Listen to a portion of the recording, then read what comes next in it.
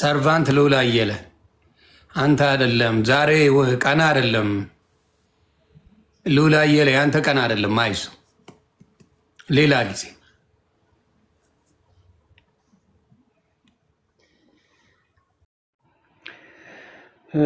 መልካም እንግዲህ የጌታችን የመድኃኒታችን የኢየሱስ ክርስቶስ ፍቅር በሁላችን ላይ ይሁን። ከታችም ያሉ እዚህም ያለን ወንድማማቾች እግዚአብሔር ይባርካችሁ። ወንድማችን ዮኒ ስለጋበዝከን ይሄንን መንፈሳዊና መልካም ሕይወት የሆነ ቃል እንድናካፍል መድረክ ስላመቻችህልን እግዚአብሔር ይባርክህ። ከበፊት ጀምሮ እንግዲህ እናውቃለን። ወደዚህ እውነት ከመምጣት በፊትም የነበሩት ሁኔታዎች እናውቃለን። በሚገርም ፍጥነት እግዚአብሔር ረድቶህ በደማስቆ ሳውልን የጠራ ጌታ ረድቶህ በእውነት በዚያ ፍጥነት እዚህ ደረጃ መድረስ ለብዙዎች ድንጋጤ ይሆናል እና እግዚአብሔር ቢረዳቸው ምን አለ እኔንም እንዲህ ብታገኘኝ የሚያስብል ነገር ነው። ጥሩ እድል፣ መልካም እድል፣ የዘላለም እድል፣ ከላይ የሆነ ጥሪ እግዚአብሔር ስለሰጠህ በእውነት እግዚአብሔርን እናመሰግናለን። ምናልባት እንግዲህ የዚህ ፕሮግራም አካሄድ እንዴት እንደሆነ ትንሽ ገለጻ ብታደርግልን። እንዳልከው ወንጌል ነው፣ የተረዳነውን እውነት ነው የምንገልጸው።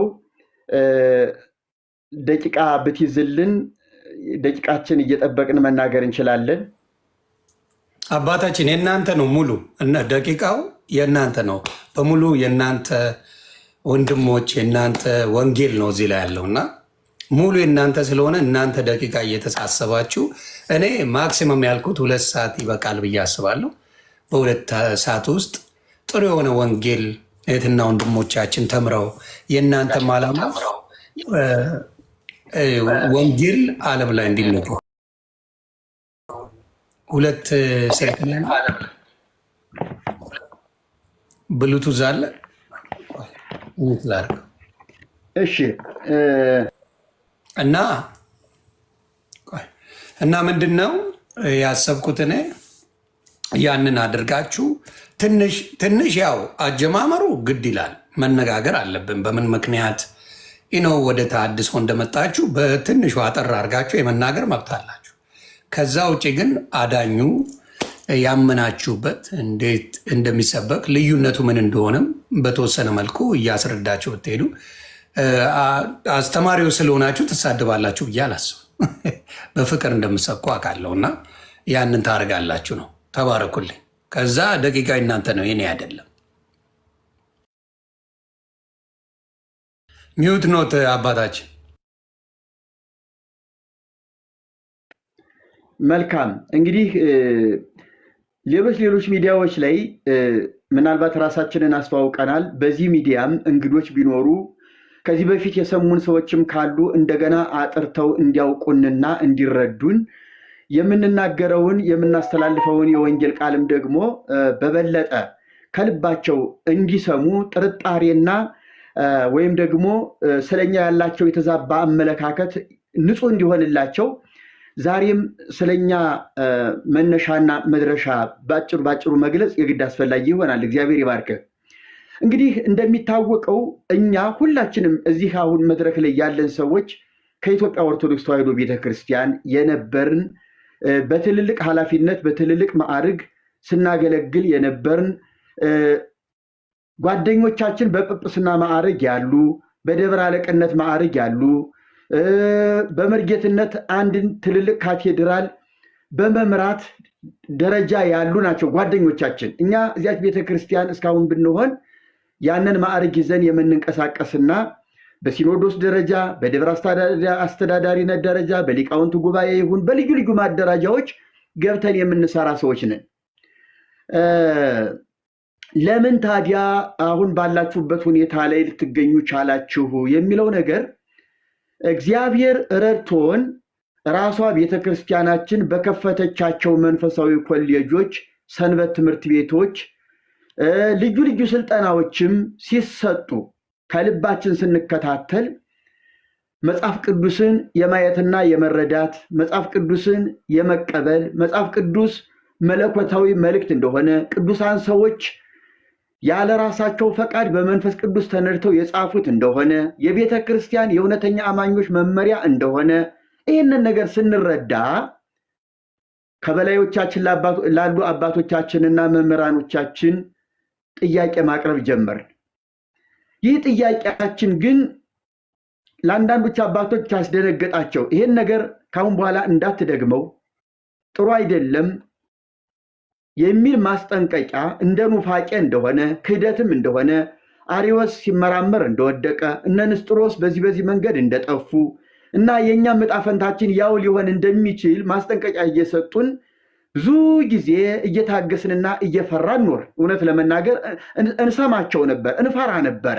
ያ መሆን ከሆነ ውጤቱ ይቅርብን አይነት ስሜት ሁሉ እያደረብን እነሱ የሚሉትን እየሰማን ረጅም ዓመታት ጠብቀናል።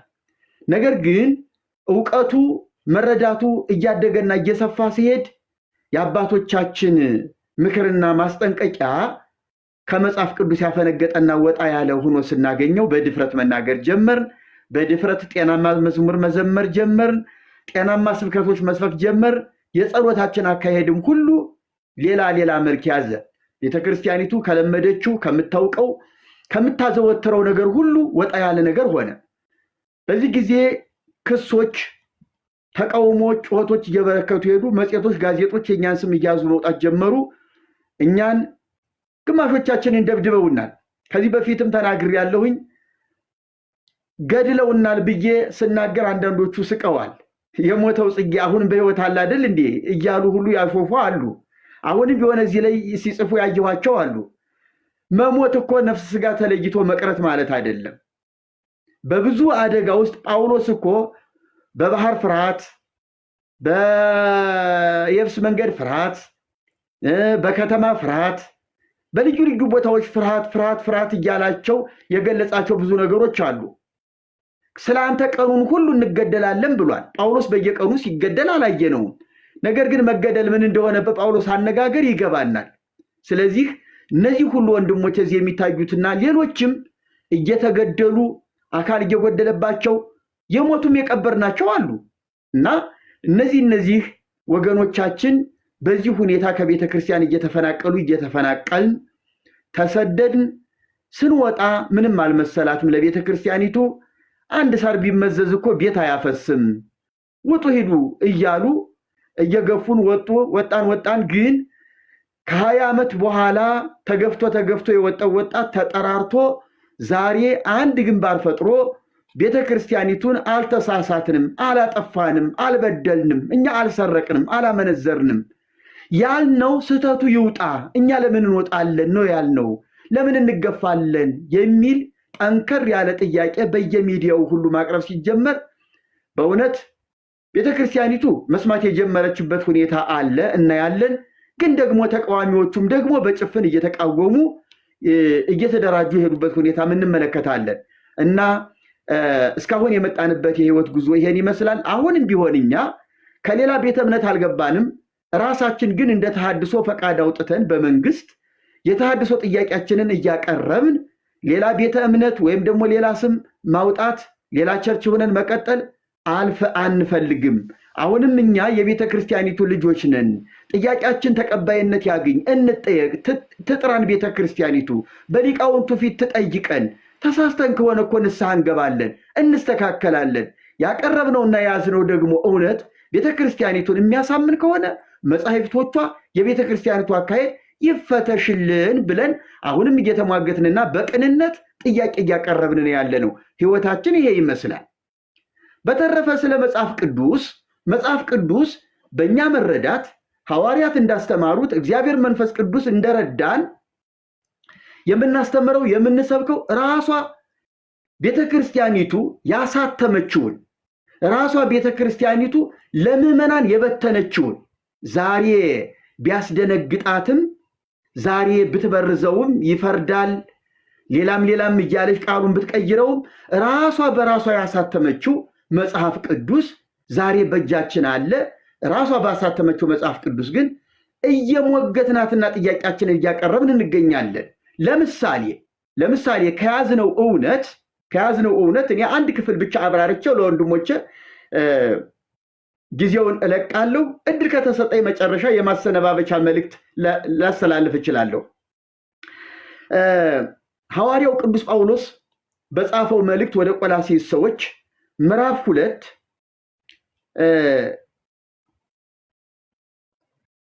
ቁጥር 5 ጀምሬ የተወሰነ ክፍል ላንብብ። በክርስቶስ ኢየሱስ የነበረ ይህ ሐሳብ በእናንተ ዘንድ ደግሞ ይሁን። እርሱ በእግዚአብሔር መልክ ሲኖር ሳለ ከእግዚአብሔር ጋር መተካከልን መቀማት እንደሚገባ ነገር አልቆጠረውም። ነገር ግን የባሪያን መልክ ይዞ በሰውም ምሳሌ ሆኖ ራሱን ባዶ አደረገ። በምስሉም እንደ ሰው ተገኝቶ ራሱን አዋረደ፣ ለሞትም ይኸውም የመስቀል ሞት እንኳ የታዘዘ ሆነ። በዚህ ምክንያት ደግሞ እግዚአብሔር ያለ ልክ ከፍ ከፍ አደረገው፣ ከስምም ሁሉ በላይ ያለውን ስም ሰጠው።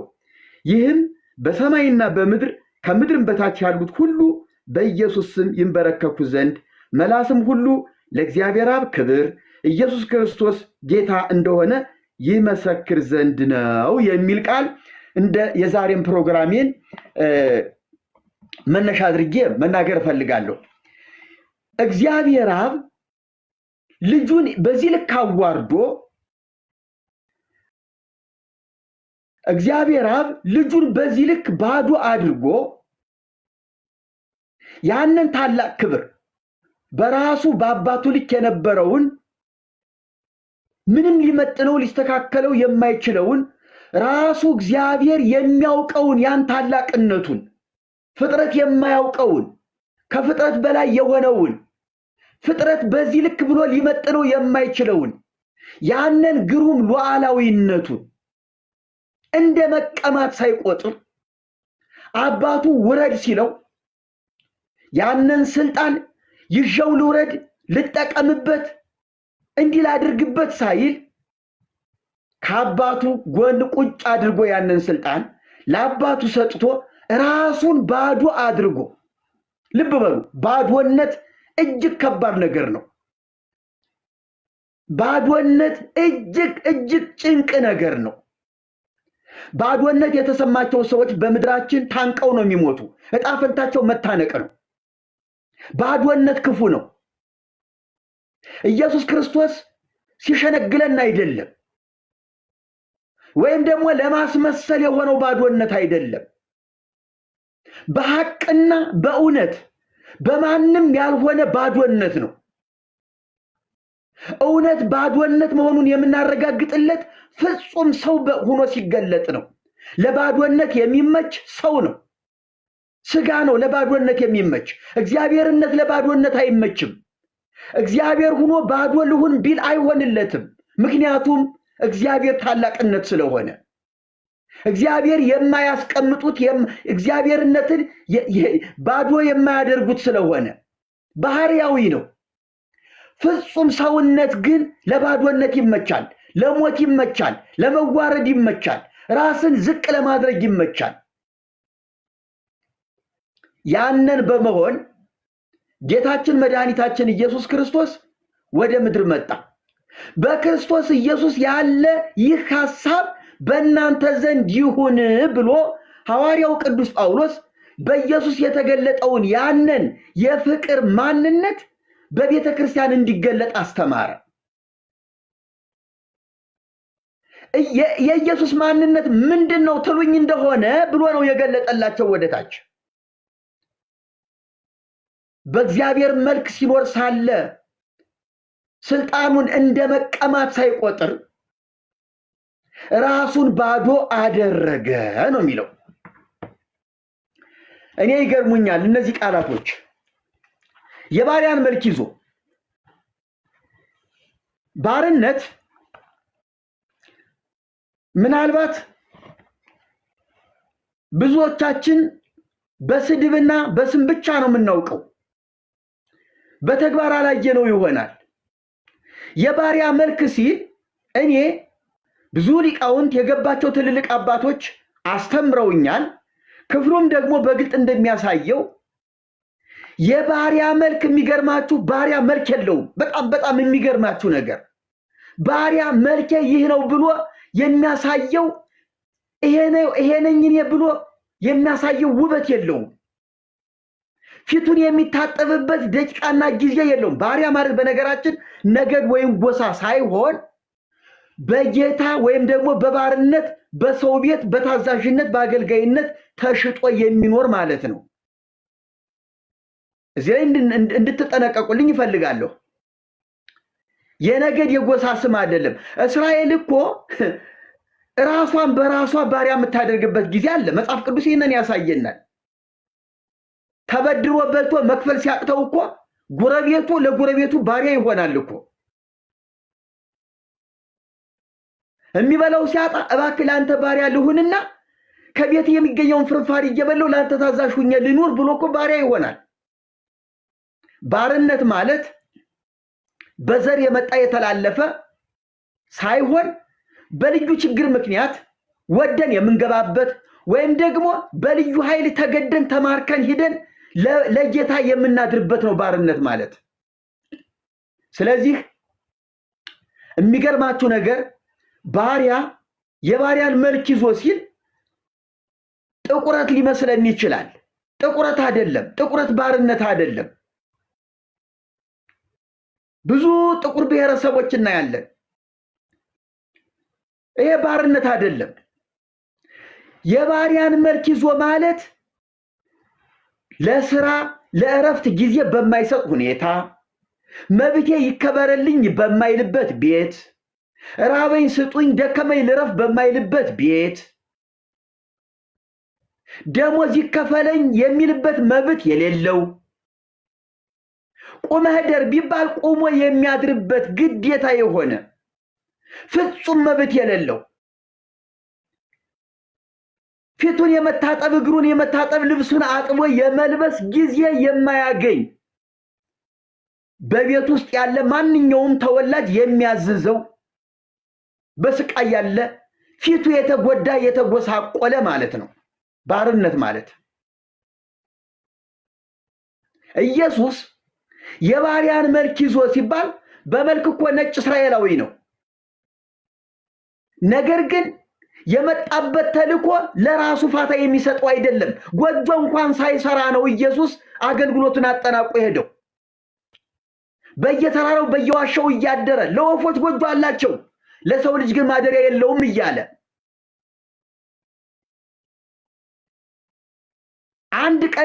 አንድ ቀን እንኳን በራሱ እጅ ሰርቶ የበላ መምህር አይደለም ኢየሱስ። የመጣበት ተልእኮው ጊዜ የሚያሰጥ አይደለም። እረፍትና ፋታ የሚያሰጥ አይደለም።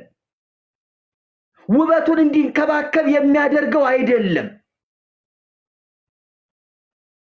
በዚያ ሁኔታ ነው ኢየሱስ የመጣው። የባሪያን መልክ ይዞ ሲል በዚያ መጎሳቆል አገልግሎቱን የፈጸመ ታማኝ፣ ለጌታው ለላከው አባት በትክክል በታማኝነት የቆመ የአባቱን ልብ ያሳረፈ አባቱ በኋላ ላይ ያለ ልክ ከፍ ከፍ ያደረገው የተባለለት ነው። የባሪያን መልክ ይዞ ማለት ለኔ ገበኝ ይሄ ነው። ምናልባት ወንድሞቼ ይሄንን ክፍል ቢችሉ ጨምረው ቢያስረዱ ደስ ይለኛል። ራሱን ባዶ ማድረግ በዚህ ክፍል የተገለጠው ራሱን ባዶ አደረገ። ቅድም እንዳልኋችሁ ባዶ መሆን የመጨረሻ ተስፋ ቢስነት ነው። በሰውኛ ቋንቋ በዓለም ማህበረሰብ ስንመለከተው ተስፋ ቢስነት ነው። እዚህ ደረጃ የደረሱ ሰዎች ነገን ማየት አይፈልጉም። ይሞታሉ። በቃ እንሙት ነው የሚሉ። ስለዚህ ኢየሱስ ራሱን ባዶ አደረገ ማለት ተስፋ የቆረጠ ኢየሱስ ማለት አይደለም። ራሱን ባዶ በማድረግ ሌሎቹን ባለጸጎች ለማድረግ የተገለጠ ኢየሱስ ነው። ሌሎችን ሊሞላ እሱ ባለበት ከፍታ ከፍ ሊያደርግ ሰዎቹ ከተዋረዱበትና ከሞቱበት የመጨረሻ ዝቅታ የወረደ ኢየሱስ ነው የምናየው።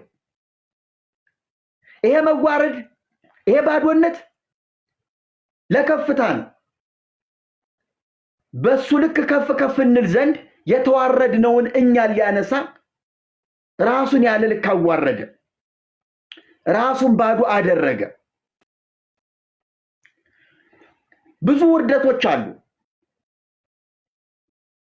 ሰዎች የሚዋረዱባቸው ሲሰርቁ ተይዘው፣ ሲያመነዝሩ ተይዘው፣ ሲዋሹ ተይዘው፣ በልዩ ልዩ ምክንያት አሳፋሪ በሆነ ምክንያት ተይዘው የሚዋረዱ ሰዎች አንገታቸውን ደፍተው ተሸማቀው የሚኖሩ ሰዎችን በዓለማችን እናያለን። ኢየሱስ ራሱን አዋረደ ሲል የተዋረደ አዳምን ከውርደት ነፃ ለማውጣት ከፍ ከፍ ለማድረግ የመጣበት ውርደት ነው። ያንን ክብር መተው ውርደት ነው ለኢየሱስ። በዚያ ልክ ነው ኢየሱስ የመጣው። የሚገርመው ለመስቀል ሞት እንኳን የታዘዘ ሆነ ነው የሚለው ጳውሎስ። ይሄን ውርደት የውርደት ቃላቶችን ሲደመድም ለመስቀል ሞት እንኳን በጣም የሚገርም አባባል ነው። አሁን የመስቀል ሞት ምናልባት እንደ ክብር መስሎ ሊታየን ይችላል። ምክንያቱም ለመስቀል አሁን እየሰጠነው ያለው አስተሳሰብና አመለካከት ወጣ ያለ ነው። በነ ጳውሎስ መረዳት ግን ለመስቀል ሞት እንኳን የታዘዘ ሆነ ሲል በመስቀል መሞት እጅግ የመጨረሻ የቅጣት መግለጫ ነው። በመስቀል የተሰቀለ ደግሞ የተረገመ ይሁን የተባለበት ነው። ስለዚህ ኢየሱስ እርግማንን ሊወስድ የእርግማን ሰው ሆኖ ተሰቀለ። ለዚህ ነው ለመስቀል ሞት እንኳን እንዴ ኢየሱስ ክብሩን ቢጠብቅ ኑሮ ኧረ እባካችሁ በሌላ ነገር ግደሉኝ፣ በሌላ ነገር ነው በድንጋይ ውገሩኝ፣ እንደ እስራኤል ሕግ በድንጋይ ወገራችሁ ግደሉኝ ማለት በቻለ ነበረ። ነገር ግን የመጣበት ዋናው ተልእኮው ዓላማው ይህ ነውና አሟሟቱን ህይወቱን በዚህ ነው ያጠናቀቀው። ዲያብሎስ ኢየሱስ በዚህ ሁኔታ ሲመጣለት ታስታውሱ እንደሆነ በሉቃስ ወንጌል ምዕራፍ 4 ኢየሱስን ከፈተነ በኋላ እዚያ ላይ ድል ሲነሳ እስከ ጊዜው ከርሱ ተለየ ይላል። ለካ ዲያብሎስ እዚያ ላይ ስላልተሳካለት አሁን አጀንዳዎችን መቅረጽ፣ አጀንዳዎችን ማመቻቸት፣ ፕሮጀክቶችን መስራት፣ ኢየሱስ በምንና በእንዴት አይነት ሁኔታ መጥፋት እንዳለበት መምከር ነው። መከረ። እንግዲህ እንደ ዲያብሎስ ሐሳብ 3 ዓመት ተኩል ጊዜ ወስዶበታል እንበልና ምንም እንኳን የእግዚአብሔር አብ ፈቃድ ቢሆንም ይሄ ነገር የእግዚአብሔር አብ አጀንዳ ቢሆንም ሰይጣን ግን እንደመሰለው እንደ ሲሌቱ ሂዶ እዚህ ጊዜ ሲደርስ እቅዱና አጀንዳው የተሳካለት መሰለው። በእውነት ዲያብሎስ በኢየሱስ ሞት ድል እንደሚመታ፣ በኢየሱስ ሞት ስልጣኑን እንደሚያጣ፣ በኢየሱስ ሞት ምርኮውን እንደሚነጠቅ ቢያውቅ ኑሮ መጥፊያውን ኢየሱስን ወደ ቀራንዮ ባላስጎተተ ነበረ። እንዲያውም ከዚህ በፊት አንዴ ተናግሬዋለሁ። ሰይጣን በኢየሱስ ሞት የሱ ሞት ተደግሶ ከሆነ ኢየሱስን ማንም እንዳይነካበት በጋርድ ነበር ሲያስጠብቀው የሚውል የነበረ። ምክንያቱም መጥፊያው ከሆነ ለኢየሱስ የሚያደርገው ጥንቃቄ እንዲያው ያሉትን አጋንንት ሁሉ ሰብስቦ ከዚህ ሰውዬ ተጠንቀቁ፣ ይሄን ሰውዬ የሚነካ ሁሉ ወዮለት እያለ ያስጠብቀው ነበር እንጂ በኢየሱስ ሞት ላይ አንዳች ነገር ማድረግ አይችልም ነበር። ግን በእንስሳ ተመስሎ ስጋ ለብሶ ያሳሳተውን ቀዳማዊ አዳም፣ ሁለተኛው አዳም ደግሞ በስጋ ተሰውሮ ጉድ ሰራው። ስለዚህ ለመስቀል ሞት እንኳን የታዘዘ ሆነ ሲባል ሰይጣን ኢየሱስን ያዋረደ መስሎት ነበረ። የሱን ድምፅ የሰሙ የሱን ፈቃድ የፈጸሙ እነዚህ ገዳዮችም እንኳን ኢየሱስ ሙቶ እንዲፋጠንላቸውና አገልግሎቱ እስከ ወዲያኛው እንዲቋረጥ ምኞታቸው ነበረ። ሙቼ እነሳለሁ የሚል ቃል እንኳን ስለሰሙ ይሄ አሳች በሶስተኛው ቀን እነሳለሁ ብሏልና እስከ 3 ቀን ድረስ መቃብሩ እንዲጠበቅ እዘዝ ብለው ጲላጦስን ለመኑት።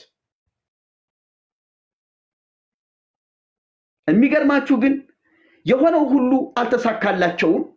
እየሆነ ያለው የእግዚአብሔር አብ ፈቃድ ነው እና ኢየሱስ ለመስቀል ሞት እንኳን የታዘዘ ሆነ። ስለዚህ እግዚአብሔር ነው የሚለው ቀጥሎ ያለው ነገር የሚገርመው።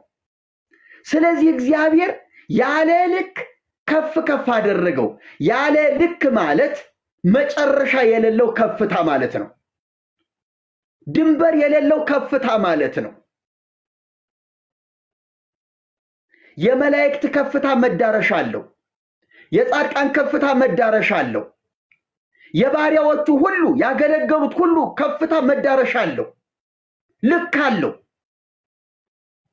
ኢየሱስን ግን ያለ ልክ ከፍ ከፍ አደረገው። ከስም ሁሉ በላይ የሆነውን ስም ሰጠው። ምን ነው ቃል ይባል ነበር፣ አሁን ከቃል የሚበልጥ ስም ይመጣል እንዴ? እግዚአብሔር ወልድ ይባል ነበር፣ አሁን ከእግዚአብሔር ወልድ የሚበልጥ ስም ይመጣል እንዴ? ግን የሚገርማችሁ ከስም ሁሉ የሚበልጥ ስም ሰጠው ሲል ሕዝብን ሁሉ ከኃጢአት ቃል ተብሎ ሕዝብን ከኃጢአት አያድንም። እግዚአብሔር ወልድ ብቻ ተብሎ ሕዝብን ከኃጢአት አያድንም። ኢየሱስ ተብሎ ቃል ሥጋ ሆኖ ኢየሱስ የሚል ስም ይዞ ግን ሕዝብን ዓለምን የሚያምነውን ሁሉ ከኃጢአት ይዋጃል፣ የዲያብሎስን መንግስት ደግሞ ያፈርሳል። ስለዚህ እግዚአብሔር አብ ቃልነትንም የያዘ ሰውነትንም የያዘ ቤዛነትን መድኃኒትን የያዘ ኢየሱስን ሰጥቶ ያለ ልክ ከፍ ከፍ አደረገው። በሰማይም ቢሆን ያለ በምድርና ከምድር በታች ያለ ሁሉ ለዚህ ስም እንዲንበረከክ ትእዛዝ ወጣ። ወገኖቼ እኛ ተሐድሶ ሁነን የወጣ ነው። ይህ ይሁን፣ ከዚህ አንውጣ። እግዚአብሔር አብ ያደረገልንን በልጁ የሆነልንን መዳን፣ መዋረድ፣ ባዶነት ለኛ የሆነውን ይሄንን ውርደት እንቀበል፣ የኛ እናድርገው። ያብ የመጣለት ከፍታ ደግሞ ለኛ ነው። እሱ ባለበት እንኖር ዘንድ እግዚአብሔር በልጁ ልክ ሊሰራን ወስኗል። ይሄን እድል አንጣ፣ ይሄ እድል አያምልጠን። እኛ የቅዱሳን ጠላቶች አይደለንም፣ የባሪያዎቹ ጠላቶች አይደለንም። እንድናጥንላቸው፣ እንድንሰግድላቸው፣ እንድንዘምርላቸው ግን አልተፈቀደልንም። ይሄ እንደ ጣዖት አምልኮ ነው የሚሆንብን። ባልታዘዝነው አንግባ። የታዘዝነው መለኮታዊ መልእክትና ጥሪ ይህ ነው እያልን ነው ያለነው እኛ። ስለዚህ ኦርቶዶክሳውያን ወገኖቻችን ቃላት ሰንጥቃችሁ እንዲህ ወይም እንዲያ ሳትሉ ወንጌላውያን ፕሮቴስታንትን ብትሆኑ የኛን ዓላማና እውነት አቋም ተረድታችሁ ብትችሉ በቅንነት መንፈስ የራሳችሁን ቤት በመመርመር ምድሪቱ የምትፈወስበትን የተሐድሶ ስራ እንደ እግዚአብሔር ቃል እንስራ። ወንጌልን ለምንም ጥቅማ አናውለው። መዳናችንን የተሰጠን ጸጋ ካለ ጸጋችንን ለጥቅማ አናውለው። ሲሞን እኮ መንፈስ ቅዱስን ስጡኝ እንካችሁ ገንዘብ ሲል እነ ጴጥሮስ እንደዚህ ዘመን ሰዎች ቢሆኑ ኑሮ ጸጋቸውን በብዙ ገንዘብ መሸጥ ይችሉ ነበር። ነገር ግን ጸጋ አይሸጥም። ጸጋ ለንግድ አይሆንም። ጸጋ ለሕይወት ነው። ጸጋ ለቤዛነት ነው። ጸጋ ሰዎችን ወደ ሕይወት ለማምጣት ነው። ገንዘብህና አንተ ተያይዛችሁ ጥፉ ነው የተባለው። ስለዚህ ወገኖቼ ይሄንን ነገር ሕይወት ነው የያዝነው፣ የዘላለም ሕይወት ነውና ትኩረት ሰጥተን ፈርተን መዳናችሁን በመንቀጥቀጥ ፈጽሙ፣ በፍርሃት ፈጽሙ ሲባል በእንዲህ አይነት የተዝረከረከ ነገር በእግዚአብሔር ቁጣ እንዳንወድቅ ነው፣ ሌላ አይደለም። እግዚአብሔር በመንፈስ ቅዱስ ኢየሱስን የሰደበ እኮ ንስሐ ገብቶ ይድናል ተብሏል። በመንፈስ ቅዱስ ላይ ክፉ ቃል የተናገረ ግን በዚህ ዓለምም በወዲያኛውም ዓለም ኃጢአቱ አይሰረይለትም። ይሄን እርማችሁን አውጡ። በመንፈስ ቅዱስ የምትነግዱ ሰዎች መንፈስ ቅዱስን እየበደላችሁ እየሰደባችሁ ነው።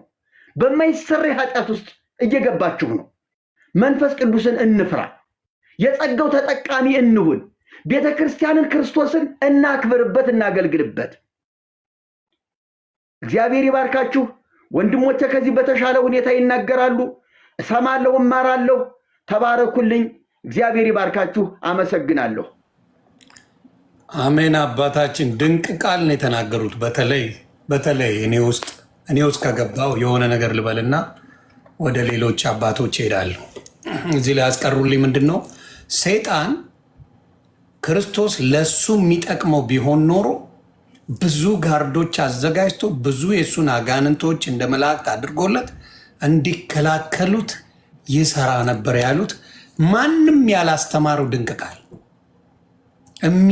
የሚደንቅ ቃል። ሰይጣን ክርስቶስ ለሱ የሚያገለግለው ለሱ የሚሰራለት የሱን ነገር የሚያደምቅለት ቢሆን ኖሮ ምን ያደርገው ነበረ? ሁሉን ነገር ይሰጠው ነበር ብሏልም እኮ። ሁሉን ነገር ልስጥና ለእኔ ስገድልኝ ብሎታል። ያንን ባለማድረጉ ክርስቶስ ሞትን ድል አድርጎ እንዲነሳ እሱን ያዋረደ መስሎት እንዳሉት ሞትን ድል አድርጎ እንዲነሳ ሬሳው እንኳ እንዲጠበቅ አድርጓል። እና ያ ድንቅ ቃል ነው። ሌሎች አንዳንድ ሰዎች አይቻለሁ ታች የምትሳደቡ ያላችሁን ነው የምትሰጡት። የምትሳደቡት ደግሞ ኦርቶዶክስ ብቻ ናቸው። ግልጽ አድርጌ ልንገራቸው። ታች ሆናችሁ የምትሳደቡት የኦርቶዶክስ ናቸው። ወንጌል ሲናገር የሚበሳጨው እኔ ኦርቶዶክስ ልጅ ብቻ ነው ያየሁት። በወንጌል አላፍርም ይላል መጽሐፍ ቅዱስ። ወንጌል የሚያሳፍራችሁ፣ ወንጌል የሚያሰድባችሁ፣ ወንጌል እንድታንጓጡ የሚያደርጋችሁ መንፈስ ቅዱስን የምትሳደቡ ኦርቶዶክስ ብቻ ናቸው። አይወክልም ኦርቶዶክስን ምናምን አትበሉ፣ ስለሚወክል ነው። እናንተ ሃይማኖታችሁን ነው ወንጌላችሁን እየተከላከላችሁ ግን አይደል። ሃይማኖት ትከላከላላችሁ፣ ድርጅታችሁን ማለት ነው። ወንጌላችሁን ግን ልትከላከሉ አችልም። ለመሰል ወንጌል ክርስቶስ ነው፣ የምስራች ክርስቶስ ነው። ልታስቆሙት አችልም። ለምን? ሞትን ድል አድርጎ የተነሳ ማንም የማይችለው ነው። ስድባችሁን ጥግብ እስክትሉ ተሳደቡ። የምትሰጡት እሱን ነው። በየመድረካችሁ በየቦታችሁ የምትሰጡት እሱ ነው። መጽሐፍ ቅዱስን ይህ ምን የሚለው ያማልዳል የሚለውን ይፈርዳል ብላችሁ ሌላ አማላጅ ለመክተት መጽሐፍ ቅዱስን የበረዛችሁ ናቸው። ኤቭሪባዲ ኖውስ። አሁንም እዚህ ጋር ሌላ ያመሰግናል። አሁን ጴንጤዎች እነሱ ታድሶ ናቸው። ጴንጤዎች እዚህ ጋር ንጹሕ ወንጌል ነው እግዚአብሔር ይባረክ እያሉ ከወንጌል ፈቀቅ ያለ ነገር ቢናገሩ ግን አባታችን አይ እዚህ ጋር ተሳስተዋል ብለው በወንጌል ይጽፉ ነበረ ጴንጤዎች። እርግጠኛ ሆኜ እነግርሃለሁ። ኦርቶዶክሶች በየገባችሁበት በየወንጌል ቤት ውርደታችሁን እየገለጻችሁ አትሄዱ፣ አይጠቅማችሁ። በየገባችሁበት ውርደታችሁን እየጻፋችሁ ስድባችሁን፣ እናት እንዲትሁን፣ አንተ እንደዚህ ነህ፣ ቆቡን አውልቅ፣ በዚህ ውጣ፣ በዚህ ግባ የምትለው እንደው ናና ተወያያት አለ። ና ተወያይ። ተረት ለውይይት አይመችም። ለዛ ነው ተረታችንን አትንኩ የምትሉት። ግልጽ አድርጌ ነው። ምን ተረታችንን አትንኩብን የምትሉት የትም እንደማያደርሳችሁ ታውቃላችሁ። የትም ተረትህን ይዘህ የትም መምጣት የትኛው መድረክ ላይ አይደለም ፕሮቴስታንት አይደለም ተሐድሶ ጋር ሙስሊም ጋር መቅረብ አትችልም ተረት ይዘህ። ስለዚህ ቆም ብላችሁ አስቡ፣ ቆም ብላችሁ አስተውሉ። ክብር የሚሰጠው የሚሰገድለት አብ ያከበረው አብ ትልቅ ቦታ የሰጠው ከፍ ያደረገው ኢየሱስ ክርስቶስ። ይሄንን ወንጌል ተቃውሞ ማንን ልትቀበል ነው? እኔ እኮ ግርግራችሁ የሚደንቀኝ ማንን ለመቀበል ነው? ኢየሱስን ተቃውማችሁ ማንን ልትቀበሉ ነው? ሃይማኖተኞች ማንን? የኢየሱስን ወንጌል እየተቃወማችሁ ማን እንዲመጣላችሁ ነበር የምታስቡት? ማን እንዲሰበክላችሁ ነው የእናንተ ፍላጎት? ጌታ ክብሩን ይውሰድ። ምን አሉ? አደባባይ መጣው ወፍ ዘራሽ ትምህርት ነው አሉ። በምን ዓለም የሚድነው በማርያም አማላጅነት ነው ብሎ የተባለው ነገር በቅርብ ነው የተባለው። እድሜ ላይሆን ማኛ ፓነጠጠ። ዓለም የሚድነው በማርያም መልጃ ካልሆነ ዓለም አይድንም የሚለው ትምህርት ወፍ ዘራሽ ትምህርት ነው ብለው አደባባይ መስበክ ጀመሩ። ምን ይዋጣውን የልትሄድ ነው? ትልቁ የማርያም የኦርቶዶክስ ቁንጆ ቅድስት ድንግል ማርያም ቁንጯ በእሷ አይድንም ተባልክ። እንግዲህ ዓለም የሚድነው በእሷ አይደለም አለ የኦርቶዶክስ አባት ወጥቶ። ምን ልትሆን ነው ከዚህ በኋላ? ወንጌል እየተስተካከለ ነው። ወደ ሳይሆን መጽሐፍ ቅዱሳዊ በሆነው እየተስተካከለ ነው። አማራጭ የለም። ቃል በቃል የተናገረ የኦርቶዶክስ አባቶች ወፍ ዘራሽ ትምህርት ነው የሆነ ሰውዬ ከመውደዱ የተነሳ አለ ትሬንድ አድርገነው ቀጠልንበት። ይሄ የተሳሳተ ትምህርት ነው፣ ከኦርቶዶክስ በዚህ አታምንም ብለው ቃል በቃል ተናገሩ። የኦርቶዶክሱ ቁንጮ ማርያም የሆነችው እንግዲህ ማማለድ አትችልም። ዓለም የሚድነው በክርስቶስ ምልጃ እንደሆነ ታወቀ። ናው ክርክሩ እየቆመ ነው። አሁንም የምነግራችሁ ስድብ ሳይሆን መጽሐፍ ግለጡ። አባቶች ገልጠው ነው። ገልጠው ሲጠይቁ ግን ውጡ ከዚህ ነው የሚባለው።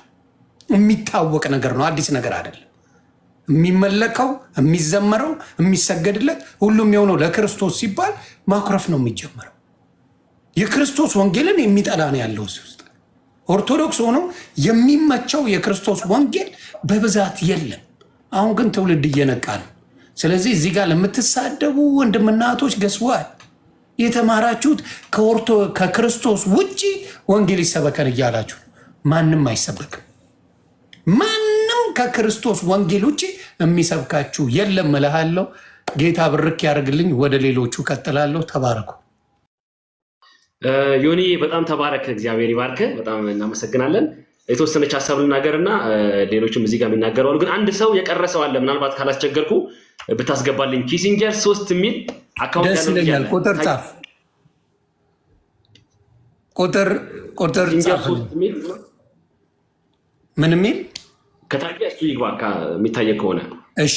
ቁጥር ከጻፍልኝ ወይም ደግሞ ሪኩዌስት ካረገኝ ምንም ችግር የለው። እስከዛ አንተ ወይም ሌላ አባት መናገር ትችላላችሁ። አስገባለሁ ነገርና ወደ ሜሴንጀር ሀሳቡን አስተላልፋለሁ የሚል ኪሲንጀር 3 KISING ታፕ ኮፒ ሊንክ እያደረጋችሁ ብርክ በሉልኝ ቤተሰብ። ኦኬ እሺ፣ እሱ ሲመጣ እኔ አንዳንድ ሀሳቦችን ልናገር። እንግዲህ ዛሬ መጀመሪያ ስለሰጠህን እድል በጣም አመሰግናለሁ ዮኒ። በጣም ታንኪዩ፣ እግዚአብሔር ያክብርልን። በጣም እግዚአብሔር ይስጥልን። ታንኪዩ ማለት ፈልጋለሁ። እኔ በጣም አጠር አድርጌን መናገር ፈልገው ተሐድሷዊው የድነት ወንጌላችን ምንድን ነው የሚለው፣ ተሐድሷዊው የመዳን ወንጌላችን ምን ይመስላል? ምንድን ነው መጽሐፍ ቅዱሳዊ የደህንነት ትምህርታችን፣ መጽሐፍ ቅዱሳዊ የመዳን ትምህርታችን ምንድን ነው የሚለውን እችን አጠር አድርጌ ልናገርና ወደ ሌሎች መምህራን አልፋለሁ። እንግዲህ ይሄ በጣም መሰረታዊ ጉዳይ ነው። የቤዞት ጉዳይ፣ የመዳን ጉዳይ፣ የደህንነት ጉዳይ የሰውን ልጅ የዘላለም ሕይወት ዕጣ ፈንታ የሚበይን መለኮታዊ ጣልቃ ገብነት ያለበት እግዚአብሔር ሰው የሆነበት ምስጢር ነው። እግዚአብሔር ሰው የሆነበት ምስጢር ነው። እግዚአብሔር ሰው የሆነበት ማለት የፈጠረውን የመሰለበት በጣም መለኮታዊ አሰራር ነው፣ አደራረግ ነው። የቤዞት ጉዳይ ቀላል ጉዳይ አይደለም። እኔ አውደ ምሕረቱን ይዘው ወንድሞቻችን፣ አባቶቻችን፣ መምህራኖቻችን የሰውን ልጅ የዘላለም ዕጣ ፈንታ የሚበይኑበት ቦታ ላይ ቆመው ይሄ ተራ የሆነ የርዕዮተ ዓለም ክርክር አይደለም። ተራ የሆነ የፖለቲካል ኢሹ አይደለም።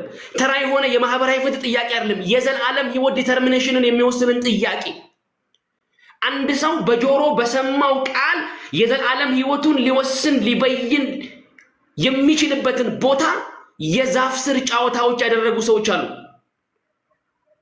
የዋርካ ስር ጨዋታዎችን አምጥተው የሚያወሩ ሰዎች አሉ። አባቶቻችን ጡረታ ሲወጡ ረጅምና ትልቅ ጭራ ይዘው የሚጫወቱትን ጥር ስር ተቀምጠው የሚጫወቱትን ጨዋታ የሰው ልጅ የዘላለም ሕይወት ዕጣ ፈንታ የሚበየንበት ቦታ ላይ አምጥተው የሚያወሩ ሰዎች አሉ። የምንቃወመው ይሄ ነው። ሊሰማ የሚገባው ሊወራ የሚገባው የድነት ወንጌል ምንድን ነው? ተሐድሷዊ የድነት ወንጌላችሁ ምን ይላል የሚለውን 2-3 ጥቅሶችን ሪፈር አድርጌ ልናገር። የመጀመሪያው እግዚአብሔር አምላክ ልጁ ኢየሱስ ክርስቶስን ወደ ዓለም በላከበት መለኮታዊ ምስጢራዊ አሰራሩ የሰው ልጅ ሁሉ ይድን ዘንድ እግዚአብሔር ፍቃድ ነው። ያለ አድሎ፣ ያለ ቀለም፣ ያለ ጾታ፣ ያለ ከለር፣ ያለ አካዳሚክ ባክግራውንድ፣ ያለ ጀርባ ጥናት የትኛውንም ነገር አኮርዲንግለስ በሆነ መንገድ የሰው ልጅ ሁሉ ይድን ዘንድ ጌታ ኢየሱስ ክርስቶስ ሰው ሆኗል፣ ተገልጧል። በአደባባይ ለዓለም ሁሉ እግዚአብሔር ያለውን ፍቅር ያሳያል ብሎ መጽሐፍ እንደሚናገር እግዚአብሔር አምላክ ተገልጧል። ተሐድሷችን ደህንነትን እንዴት ነው የሚያየው? ተሐድሷችን ድነትን እንዴት ነው የሚገልጠው? በነገራችን ላይ በዚህ አጋጣሚ የተሐድሷችን አልፋና ኦሜጋ ኢየሱስ ነው። የተሐድሷችን ቀኖና ኢየሱስ ነው። የተሐድሷችን ጅማሬም ፍጻሜም ኢየሱስ ነው። ሰዎች ቅር ቢላቸውም ቅር ባይላቸውም ሰዎች የተለያየ ስምና ታፔላ ቢሰጡንም ባይሰጡንም ኢየሱስ የሚለው ገናና ስም ሰውንና እግዚአብሔርን ያስታረቀ ሰማይና ምድርን ሪኮንሳይል ያደረገ በጠረጴዛ ዙሪያ ውይይት ሊፈታ የማይችል ጸብ ነው ይሄ ጸብ። በዓለም አቀፍ የተባበሩ መንግስታት ድርጅት የጸጥታው ምክር ቤት ውይይት ሊፈታ የማይችል ጸብ ነው ይሄ ጸብ። ሰውን አምላክን ሰው ያደረገ ጉዳይ ነው ይሄ ጉዳይ። ኢየሱስን ማዕከል ያላደረገ የትኛውንም ስብከት ተቃዋሚ ሆነን ነው የምንቆመው። እኛ ቀኖናችን ኢየሱስ ነው። ብናስተምር ትምህርታችን ኢየሱስ ነው። ብንሰብክ ስብከታችን ኢየሱስ ነው። ብንዘምር ዝማሪያችን ኢየሱስ ነው። ወረብ ብንወርብ ወረባችን ኢየሱስ ነው።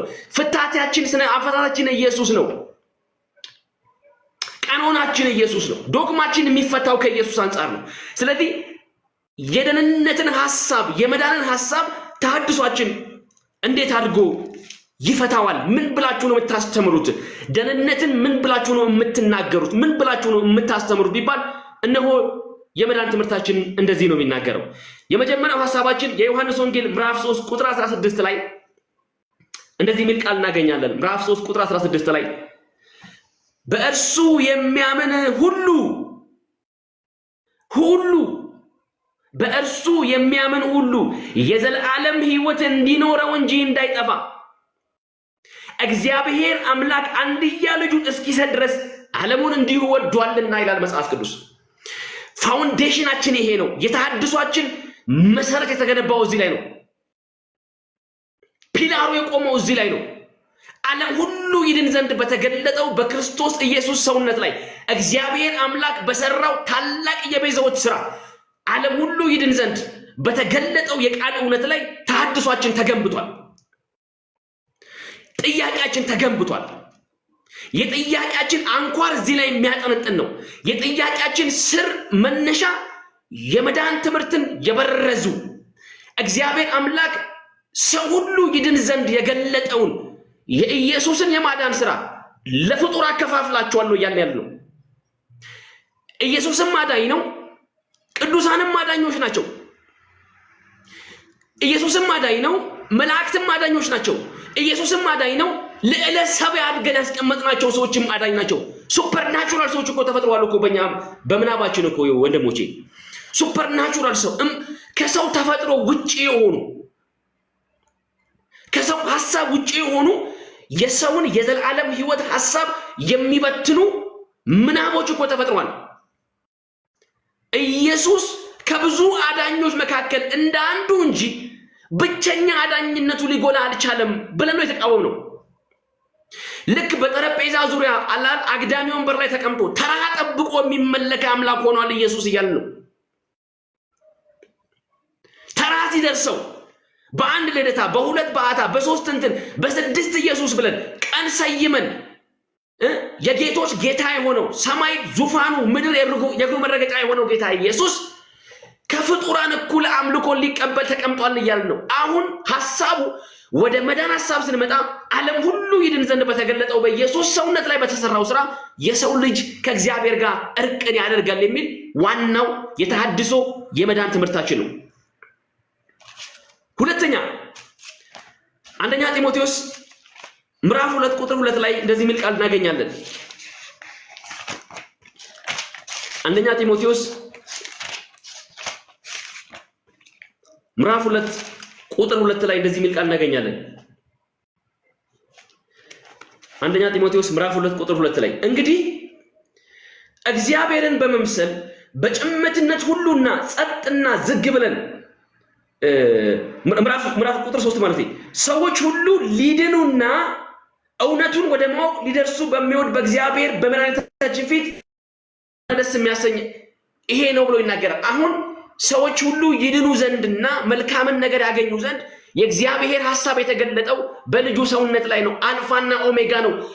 ጠቅላላ በልጁ በክርስቶስ ኢየሱስ ከራስ ፀጉሩ እስከ እግር ጥፍሩ በተጠቀጠቀው ሁለንተናዊ ስብዕናው ላይ በተሰራ የቤዛው ሥራ ነው የሰው ልጅ ሊድን የሚችለው የሚል መሰረት ያለው የደህንነት ሐሳብ አለን። የሰው ልጅ ሁሉ ይድን ዘንድ የሰው ልጅ ሁሉ ከእግዚአብሔር ጋር ይታረቅ ዘንድ እግዚአብሔር አምላክ ልጁን ልኳል። ይሄ ነው ወንጌላችን። ብቸኛ የመዳን መንገድ ኢየሱስ ነው።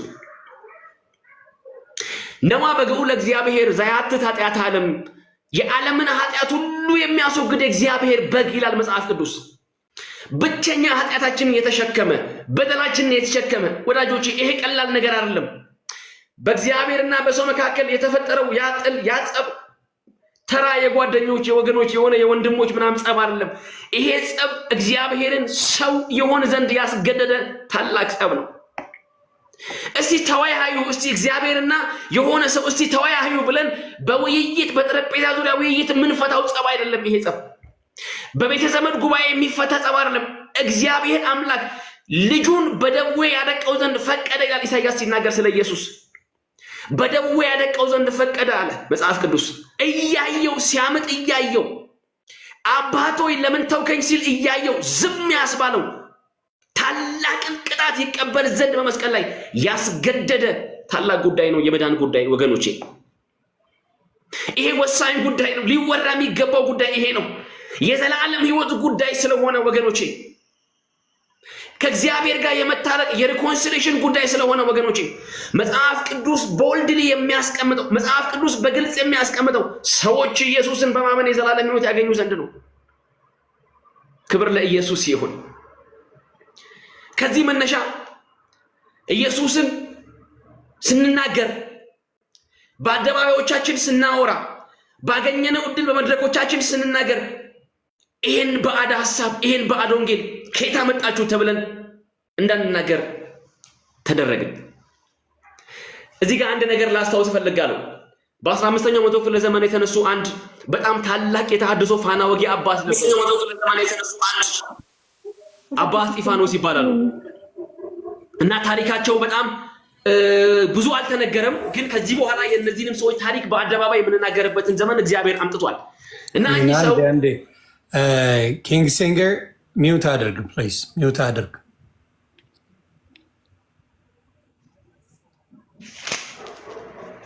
አልተሰማቸው መሰለኝ። መልሼ ላስገባ። ይቅርታ። ታብ ታብ ኮፒ ሊንክ እያደረጋችሁ ተባረኩ። ይህ በጣም ይቅርታ። ኦኬ። እና አባ እስጢፋኖስ የሚባሉ ታላቅ የተሐድሶ አባት ነበሩ። 15ኛው መቶ ክፍለ ዘመን ላይ የተነሱ ኢየሱስ ይሰበክ ብለው የተነሱ ዮኒ፣ እኛ ሀገር ታሪክ ተዛብቶ ነው የቀረበው። የኛ ሀገር ታሪክ በጣም ኮንፊውዚንግ ታሪክ ነው። ታሪክና ወጥ እንደየቤቱ ነው ተብለን ነው የሰማን ያደግነው። አልተነገረም። የተሐድሶ አበቦች ታሪክ አልተነገረም። በዚህ ምድር ላይ የተሐድሶን ጥያቄ ያነሱ ሰዎች የከፈሉት ዋጋ በዚህ ምድር ላይ አልተነገረም። የተንጠባጠበው የወንጌል ደማቸው እኛን እንደወለደ ግን እኛን እናገር ዘንድ ወሳኝ የታሪክ ጥፋት ላይ ደርሰናል። ልክ አሁን እኛን ከሰስበት እንደነበረው ተከሰው ነበር አባቶቻችን እና አባ እስጢፋኖስ እነ ደቂቀ እስጢፋኖስ። የነዚህን ታሪክ መጽሐፋቸውን አሁንም ምሳሌ አድርጌ ላሳይ እችላለሁ እጄ ላይ ስላለ። በሕግ አምላክ የሚል መጽሐፍ ፕሮፌሰር ጌታቸው ኃይሌ የጻፉት የአዲስ አበባ ዩኒቨርሲቲ ፕሬስ ያሳተመው መጽሐፍ አለ። በሕግ አምላክ ይባላል። ፕሮፌሰር ጌታቸው ኃይሌ ወይም ሊቀ ሊቃውንት ጌታቸው ኃይሌ ይባላሉ። አሁን በህይወት የሉም። እኚህ ሰው ሞተዋል።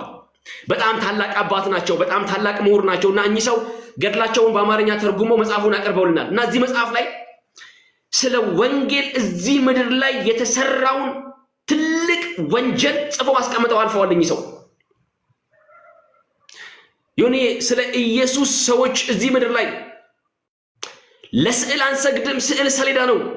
ለመስቀል አንሰግድም፣ መስቀልም የጎለጎታ እንጨት ነው። ልንሰግድ የሚገባው ለአብ ለወልድና ለመንፈስ ቅዱስ ነው ብሎ ያሉ ሰዎች አፍንጫቸው ተቆርጧል፣ ምላሳቸው ተቆርጧል፣ ከአንገታቸው በታች ከመሬት በታች ተቀብረው ፈረስ ተነድቶባቸዋል።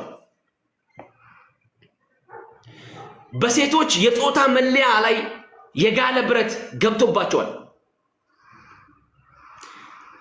ኢየሱስ ስላሉ ብቻ በጅምላ ተጨፍጭፈዋል። በጅምላ እርምጃ ተወስዶባቸዋል። ይሄ በታሪካችን ላይ የተቀመጠ ሪል የሆነ ሪትን ዶክመንት ነው። ይሄን የምናገረው አደባባይ ስለሆነ ማለት ነው። ምንድነው ጥፋታቸው ብሎ ሲሏቸው ልክ እዚህ ጋር እንደተነገረው ነው ነበር የነበረው ሐሳብ። አዲስና እንግዳ ትምህርት አምጥታቸዋል ተብለው ነው እና እኚህ ሰው በዘርዓ ያዕቆብ ሸንጎ ከቀረቡ በኋላ ክሳቸው ካነበቡ በኋላ እናንተ አዲስ ትምህርት አምጥታቸዋል ተብሎ ሲከሰሱ አንድ ነገር ተናገሩ። አባ እስጢፋኖስ ጀግና የወንጌል አባት ናቸው። እኚህ ሰው ሲነሱ ማርቲን ሉተር ይህን ጥያቄ ከማንሳቱ ከ150 ዓመት በፊት ነው የጥያቄ የተነሳው። ማርቲን ሉተር የሚባለው የፕሮቴስታንታውያን መስራች የሚባለው ሰው ከመነሳቱ ይህን ጥያቄ ሬስ ከማድረጉ ከ150 ዓመት በፊት የተሐድሶ አበቦች እኛ ምድር ላይ በቅለዋል። አባ እስጢፋኖስ እና ተከታዮቹ ወፍ ዘራሽ የሆነ እንግዳ የሆነ እኔና አንተ ያመጣነው 40 ዓመት ያልሞላቸው ሰዎች ያነሱ ጥያቄ አይደለም ወንድሜ። የኢየሱስ ስም እዚህ ምድር ላይ እንዳይነሳ ብዙ ርብርብ ተደርጓል። በቤተ መንግስት ዱላ፣ በቤተ ክህነት ግዝት ብዙ ዋጋ ተከፍሏል። ኢየሱስ የሚለው ስም እዚህ ምድር ላይ እንዳይጠራ። ይሄ ስም ግን በር ቢዘጋበት አልፎ የሚገባ ስም ነውና፣ ይሄ ስም ግን አጥር ቢዘጋበት አልፎ የሚሰራ ስም ነውና ዛሬም የስሙ ታላቅነት ብዙዎችን እያዳነ ብዙዎችን ወደ ወንጌሉ ወደ እውነቱ እያመጣ ይሄ ስም ቀጥሏል። የተሐድሷችን መሰረት ኢየሱስ ነው። ምንድነው ያስተማርከው ትምህርት ተብሎ ተጠየቀ። እኔ ከኢየሱስ ትምህርት ውጪ ምን አስተማርኩኝ? እንግዳ ትምህርት አስተምረሃል ተብሎ ተከስሻለሁ አሉ አባ እስጢፋኖስ በዘራ ያዕቆብ ሸንጎ ቀርበው። እኔ ከኢየሱስ ትምህርት ውጪ አላስተማርኩም አሉ። ትምህርቴ የሐዋርያት ነው አሉ። ትምህርቴ የኢየሱስ ነው አሉ። አልቀረላቸውም ቅጣቱ፣ አልቀረላቸውም መከራው። ኢየሱስ ስትል ዋጋ ለመክፈል ተዘጋጅተህ ነው።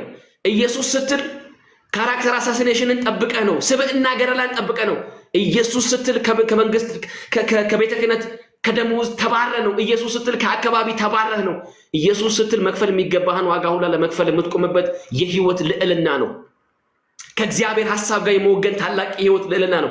መዳናችንን የተሐድሷዊ የድነት ትምህርታችን በኢየሱስ ትምህርትና ሐሳብ ላይ የተገነባ እንደሆነ ለመናገር ፈልጌ ነው። ሰዎችን ሁሉ የሚያድን የእግዚአብሔር ጸጋ ተገልጧል።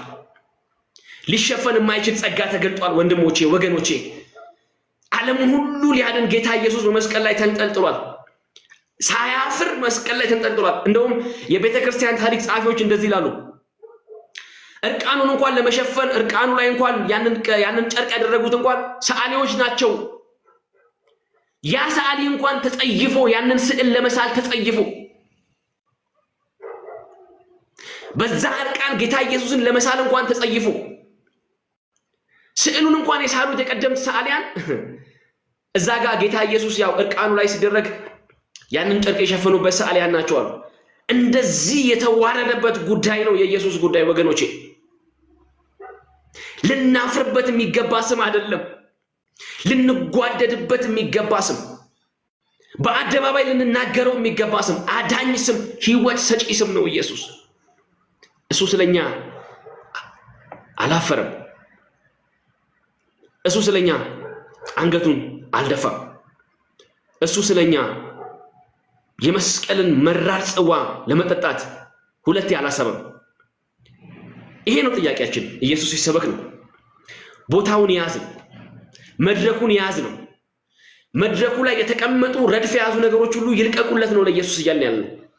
እግዚአብሔር አምላክ የተባረከ ይሁን። ሌሎች ወንድሜ እንዲያወሩ እድል ለመስጠት ስለምፈልግ ወደ ኋላ ላይ እድል ከተሰጠኝ ልናገር እችላለሁ። ተሐድሷዊ የመዳን ትምህርታችን በኢየሱስ ሐሳብና ትምህርት ላይ የተገነባ ነው ለማለት ነው። እግዚአብሔር ይስጥልኝ። የሆነ ታንኪዩ ተባረክልኝ። የሆነ እኔ መምላት አለች። ቀደም ወንድማችን መምህር ሀብታሙ በተናገረው ላይ አንድ ነገር ማለት ፈልጋለሁ። እዚህ ጋር ውሸት ነው ለምትሉ አፍንጫቸው ተቆርጧል፣ ምላሳቸው ተቆርጧል፣ መሬት ላይ ተቀብረው ከአንገት በላይ ፈረስ ሄዶባቸዋል ላለው ውሸት ነው ለምትሉ አሁንም ሊደረግ ይችላል። ቀለል አድርጌ ልንገራችሁ። አማራ ክልል ላይ ከወሎ በስተቀር አማራ ክልል ላይ ትግራይ ክልል ላይ ሂዱና ወንጌል ይዛችሁ በየመንገዱ ኢየሱስ ጌታ ነው እያላችሁ ስበኩ። እጃችሁን ታጡታላችሁ። እርግጠኛ ሆኜ ነው የምናገረው። አሁንም የዛን ዘመን ተዉት፣ የዛ ያልሰለጠነውን ዘመን ተዉትና አማራ ክልል ከወሎ በስተቀር ጎጃም ብትሄድ፣ ጎንደር ሂደ እናት ትውለድ፣ ትግራይ ሂድና መጽሐፍ ቅዱስ ይዘ ኢየሱስ ያድናል፣ የሚያድነው ኢየሱስ ብቻ ነው እያልክ ሂድ። በአሁን ሰዓት አንገት ተቀልጦ ትገኛለህ። ሃይማኖት ጨካኝ ነው። ሃይማኖት አጥፊ ነው። ኢየሱስ ጌታ ነው። በግልጽ ነው የምናገረው። ሃይማኖት ያጠፋል። ሃይማኖት ጋንግስተር ነው። ምን ያደርጋል? በትብብር ብዛት ቀንጥሶ በጉልበት ለማጥፋት የሚሰራ ስራ ነው። ይሄን ፈሪሳውያን ሰርተውታል። ይህን አይሁዶች ሰርተውታል። ሃይማኖታቸውን ለመጠበቅ ምን ያደርጋሉ? ሰዎች ያጠፋሉ። ጎጃም፣ ጎንደር ሂድ፣ ትግራይ ሂድና መጽሐፍ ቅዱስ ይዘህ ኢየሱስ ጌታ ነው እያልክ ልክ አዲስ አበባ እንደምታደርገው፣ ልክ ኦሮሚያ ክልል እንደምታደርገው፣ ልክ ደቡብ ላይ እንደምታደርገው፣ ልክ ሲዳማ እንደምታደርገው ሂድ አማራ ክልል፣ ሂድ ትግራይ፣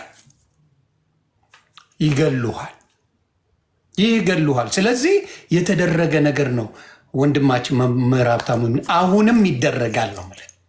ወደፊት ግን ኢየሱስ ክርስቶስ ወንጌሉን ምን ያደርገዋል?